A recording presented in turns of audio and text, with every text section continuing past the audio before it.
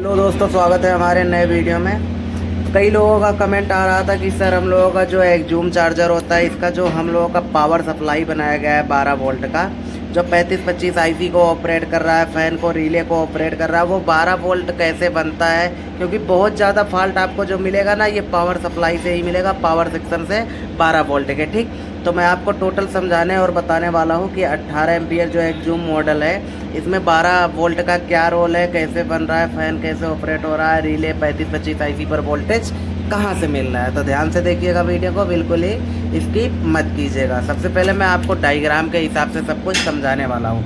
ध्यान दीजिएगा आप लोग, यहाँ पर आपको डायग्राम में देख सकते हो, ये जो लिखा हुआ है ना 300 प्लस 300 माइनस, ये वोल्टेज आपको कहाँ पर मिलेगा पता है? ब्रिज रेक्टिफायर पर। ठीक है, ये आपका ब्रिज रेक्टिफायर का नेगेटिव और पॉजिटिव हो गया। ये क्या रोल कर रहा है, कैसे हो रहा है, सब कुछ समझाऊंगा मैं आपको। तो सबसे पहले देखिए, इसमें आपको कुछ रेजिस्टेंस दिखे मिलेंगे। ये देख सकते हो, आपका लिखा हुआ R23 R22, ये जो दो रेजिस्टेंस दिख रहे हैं ना, ये वाले रेजिस्टेंस है। ध्यान से देखिएगा, ये मोटे मोटे रेजिस्टेंस दो लगे दिख रहे हैं ना, यही वाले रेजिस्टेंस है जो सीरीज में लगे हुए हैं, ये दोनों। ठीक, और आपको एक रेजिस्टेंस मिल रहा होगा ये वाला R25, ध्यान से देखिएगा, R25। ठीक है, ये वाला रेजिस्टेंस ये यहाँ पर लगा हुआ है। ठीक, ये रेजिस्टेंस हम लोगों का हो गया। ठीक है, तो 3 रेजिस्टेंस देख सकते हो मोटे मोटे लगे हुए हैं, ये 2 रेजिस्टेंस हो गए, एक रेजिस्टेंस ये हो गया। अभी आप समझिए कि 12 वोल्ट कैसे बन रहा है, क्या कुछ हो रहा है, सब कुछ ध्यान से समझिएगा। ये हम लोगों का 12 वोल्ट के लिए देखोगे ना, एक ट्रांसफार्मर लगाया गया है, यहाँ पर देख सकते हो, वो रहा ट्रांसफार्मर। ठीक है, तो कैसे क्या रोल हो रहा है, क्या कुछ हो रहा है, ध्यान से समझिएगा।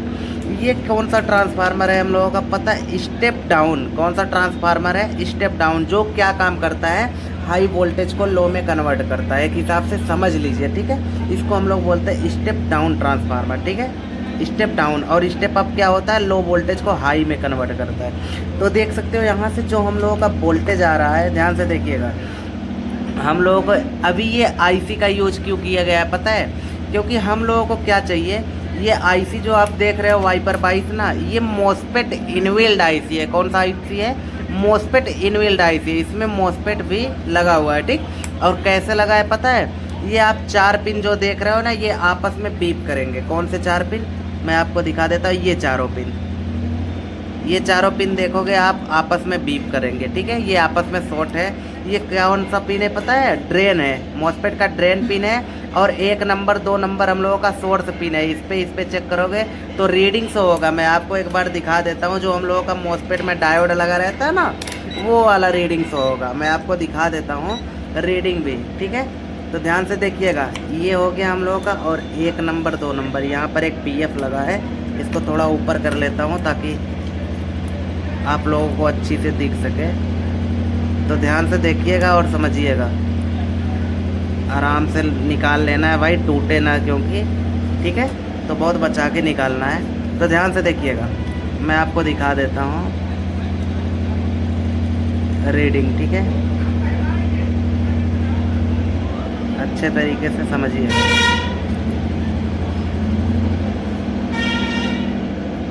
यार प्रोब भी सही से नहीं लग पा रहा है, मैं आपको दिखा रहा हूँ, ध्यान से देखिएगा रीडिंग को। ठीक है, ये देखिए मॉसफेट का रीडिंग आ गया ना। अब लोगों का जो मॉसफेट के अंदर डायोड लगा रहता है 529/28 देख सकते हो। ठीक है, ये रहा। ठीक, अभी कैसे क्या हो रहा है सब कुछ मैं आपको समझाऊंगा और बताऊंगा, तो ध्यान से समझिएगा आप लोग। ठीक, तो इसलिए हम लोगों का अब मॉसफेट का यूज कहाँ पे किया जाता है आपको पता होगा? जहाँ जिस जगह पर स्विचिंग करना होता है। कौन सी जगह पर स्विचिंग करना होता है? आपने ध्यान दिया होगा कि इसमें ये ट्रांसफार्मर क्यों छोटा लगा है पता है? क्योंकि इसमें मॉसफेट का यूज किया गया। इस चार्जर में, अब बहुत से चार्जर में पहले जो देसी चार्जर आते थे उसमें बहुत बड़ा ट्रांसफार्मर लगता था, इतना बड़ा कोर वाला ट्रांसफार्मर। ठीक है, तो वो जो ट्रांसफार्मर होता था बहुत बड़ा होता था, क्योंकि उसमें मॉसफेट नहीं रहता था। ठीक, अभी मॉसफेट क्या किया गया, जितना हाई स्विचिंग होगा उतना ही छोटा ट्रांसफार्मर होगा। तो ये स्विचिंग के लिए हम लोगों का ये ट्रांसफार्मर छोटा कर गया। ठीक है, मॉसफेट लगने के कारण। इसीलिए ये भी देख सकते हो मॉसफेट इनबिल्ट आईसी है, तभी तो ये हम लोगों का जो ट्रांसफार्मर है ना, छोटा लगा हुआ है। ठीक है, तो ये क्या काम कर रहा है, और जिस जगह पर मॉसफेट स्विचिंग करेगा उसी जगह पर हम लोगों का पल्स जनरेट होगा। क्या होगा? पल्स जनरेट होगा। तो आप समझिएगा यहाँ से हम लोगों को पॉजिटिव आ गया 300 वोल्ट, ठीक है, पॉजिटिव मिला। ये हम लोगों का इसमें देखोगे आप 4 वाइंडिंग है। ये हम लोगों का जो ट्रांसफार्मर है ना, इसमें 4 वाइंडिंग है। एक वाइंडिंग आपको प्राइमरी मिलेगा और 3 वाइंडिंग सेकेंडरी, देख सकते हो, एक ये सेकेंडरी, 2 3, एक आपको प्राइमरी मिलेगा।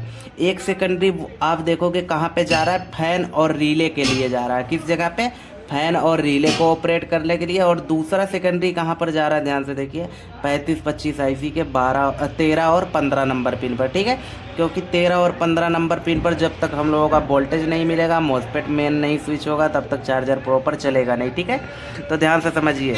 और इसका क्या रोल है ये वाले सेकेंडरी का पता है, ये हम लोगों का जो मॉसफेट इनबिल्ट आईसी है वाइपर 22, इसको चलाने के लिए, प्रॉपर तरीके से चलाने के लिए इसका हम लोगों का रोल किया गया है। यहाँ पर एक और वाइंडिंग किया गया है, ठीक है, 12 वोल्ट का, इसको चलाने के लिए।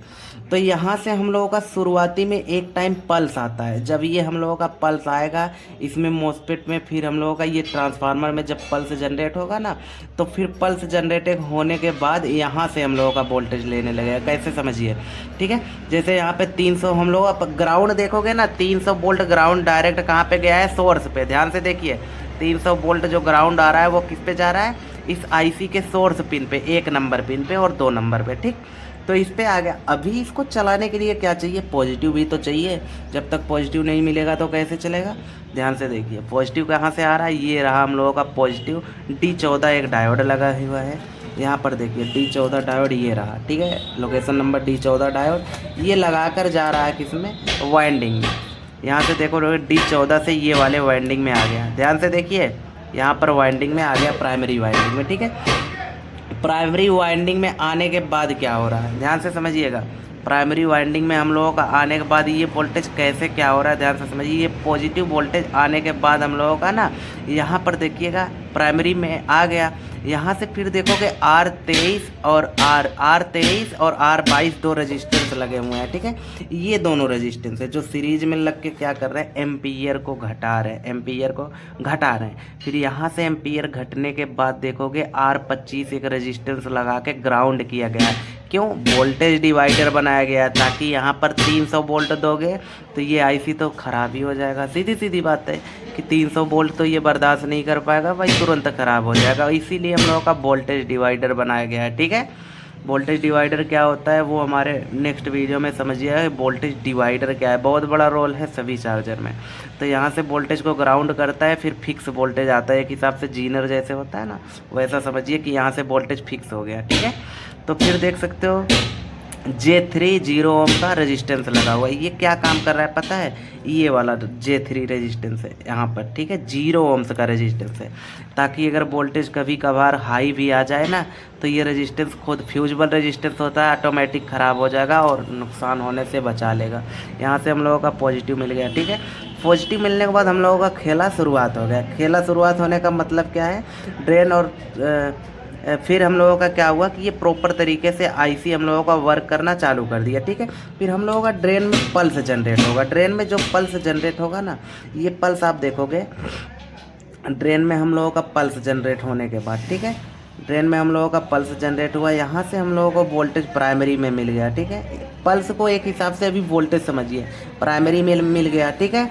यहाँ से हम लोगों का माइनस प्राइमरी में मिल गया, फिर यहाँ से क्या हुआ, पॉजिटिव मिल गया। फिर यहाँ से हम लोगों का ऑन ऑफ वाला जो वोल्टेज जाएगा ना, ये पल्स होगा, क्या होगा, पल्स होगा। जब ऑन ऑफ होगा ना, जैसे हम लोगों का मॉसफेट स्विच करता है 1 सेकंड में 10,000 से 60,000 बार, तो हम लोगों का एमटी इस ट्रांसफार्मर में पल्स जनरेट होता है, ठीक है।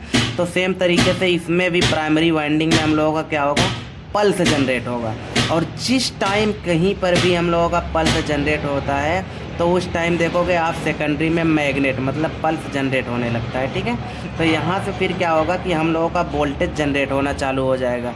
तो यहाँ पर भी हम लोगों का 12 वोल्ट बन जाएगा और यहाँ पर भी हम लोगों का 12 वोल्ट बन जाएगा, ठीक है।